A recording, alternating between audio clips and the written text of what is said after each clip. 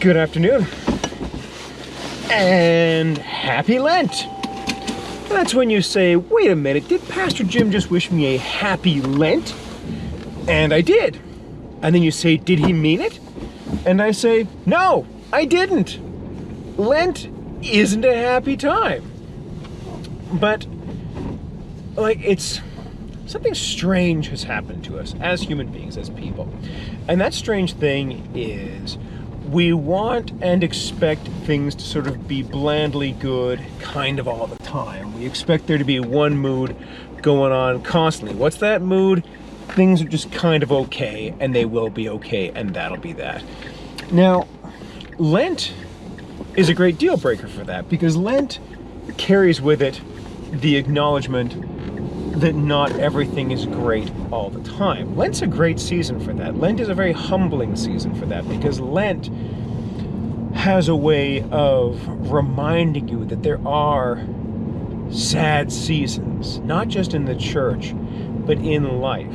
Like, not everything is upbeat. Now, that's not to say that Lent is a bad season. Lent's a perfectly good season. It's great, even. It's wonderful, but it's not happy. But happy isn't the only meaningful emotion that there is. In fact, life should not be striving and struggling only for happiness as a bland emotion. There should be other things going on up top than just happy, in quotation marks. Because happy isn't the be-all and end-all of everything. There are other feelings, other emotions, other moods that happen other than happiness. And Lent is a season of penitence and mourning and sadness and grief. And those are things that, because our culture pursues happiness and joy and conviviality and all these things above everything else, you get to thinking that if you're not happy at any given point, something's badly wrong, that it must be addressed. When in reality, there's nothing wrong with mourning and with grief and with sadness. Those are also parts of the human condition. That's part of what it means to be a human in the real world. Not everything's happy. Not everything's upbeat. Not everything's joyous. One of the great reckonings that happened during our pandemic season has been understanding and knowing that there are other emotions, that you can feel different things other than happiness, that you can feel sadness or grief, or there are other things to do other than be busy and joyous and ebullient. There are feelings of contemplation, of sadness, of mourning, of pondering, things that are largely lost on the modern mind that have reasserted themselves.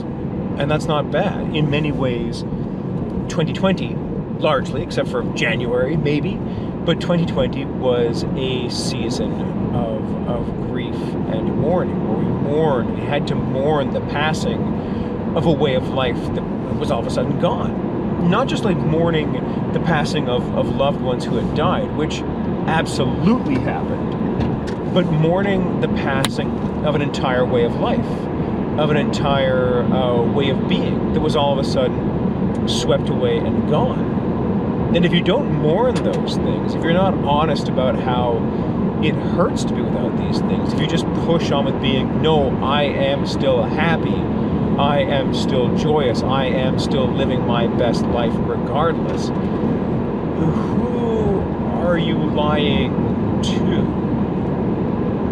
And that question is very important.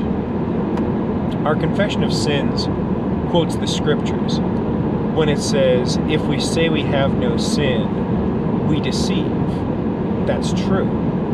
When we say we have no sin, we deceive, but who do we deceive? We deceive ourselves. And the truth is not in us. We don't deceive God, we don't deceive each other, we deceive ourselves.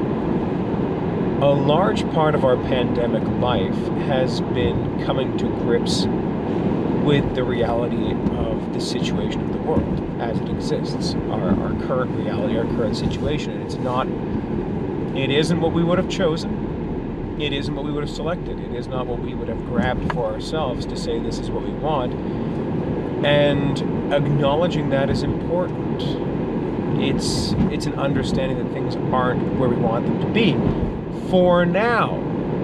It's not saying that this is how things are going to be forever. In many ways, dealing with the attitude that says, is this just our new life now? No, probably not. This isn't like forever. Not shaking hands, not being in each other's homes, blah, blah, blah, blah, blah. This isn't an eternity. This isn't forever. This isn't how things are for now on. This is an aberration.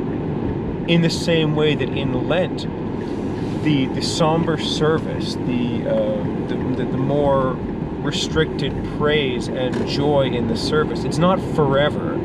You don't go into a church in Lent and say, oh, purple banners out, lack of a hymn of praise, I guess this is just how things are in church now. No, it's not. That's not how things are in church now. That's how things are in church for now, but not forever. The season that we're going through right now is going to require grief and mourning and sadness and reckoning with the way things are now, for sure. But it is also going to come with hope. Suffering produces endurance. Endurance produces character. And character produces hope. And hope does not put us to shame. What we're missing right now is the hope. We've got the suffering, we figured out the endurance, we're lurching towards character, but we need to get hope. We need to greet these days ahead of us with hope for the future, hope for tomorrow, hope in the idea that there will be a way out of this, that there are better days ahead, not this defeatist idea that says, well, this is just how things are just bad. Instead of that, saying, no, there are things to hope in. There's still a cause for hope in the world. We can still want things to be better and hope that they can be. Hope is a very powerful emotion because hope doesn't lie. Hope understands that things aren't good right now. Maybe won't be good for a while, but hope is forward-looking. Hope is confident. Hope is hopeful, obviously. Hope is what seeks and wants better days in the future and is confident that they will appear and exist. And that's what makes hope different than this mourning that is certainly part of the experience but isn't all. Suffering produces endurance. Endurance produces character. And character produces hope. Friends, I hope you can find some hope now that the season of Lent will bring to mind hopefulness. Hopefulness for the future. Hopefulness not for what is, but for what can be. All right. God bless you now and always. We'll talk to you again on my next commute.